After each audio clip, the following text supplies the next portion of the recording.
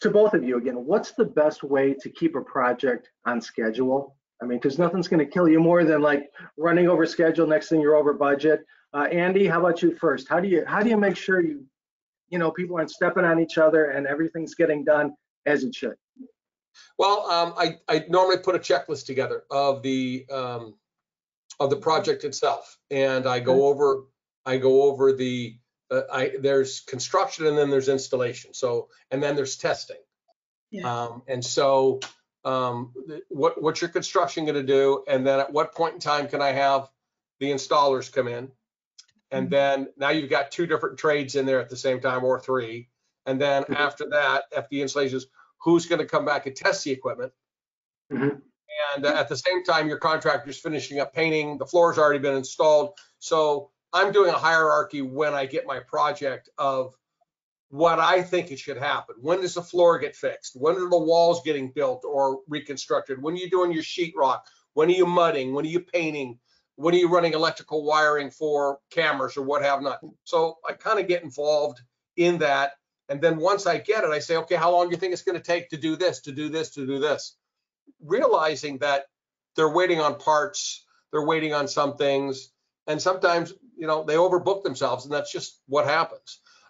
So I kind of have an internal clock that says enough is enough. This is when this should get done, and and then I kind of babysit it. That's what a general contractor would do, but he's going to charge you an extra 20% to do that.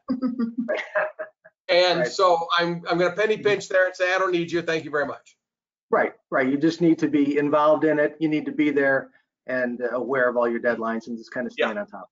Okay. Do you use any kind of special software or anything to keep it, on? A couple of the contractors do, and we have used it before, but for me, no, I just put my own spreadsheet together and I put a time limit on it. I put the date and the time, and I work off of that. And I know there's some really good programs out there. I just haven't used one. Okay. All right. Tammy, how about you? How did you keep that Bubbles project on schedule and on budget? I think with our first laundromat, it was pretty seamless only because we were so new to it. Everyone was just, excited about helping.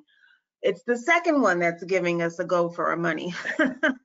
I think as long as we have someone doing, we have something happening. So as long as the plumber is there, or as long as the electrician is there, someone has to be there in order to keep keep us on schedule.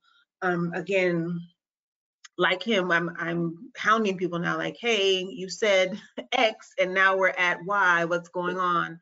So I think at some point you have to become the nag, even though you never want to be, but sometimes I feel like people need it as well. They're like, oh yeah, okay, because again, people have a lot of things going on. They have other projects, but you want always to keep. You want them, to always keep your project at least top 3 on what they're on their schedule, what's going on on their week.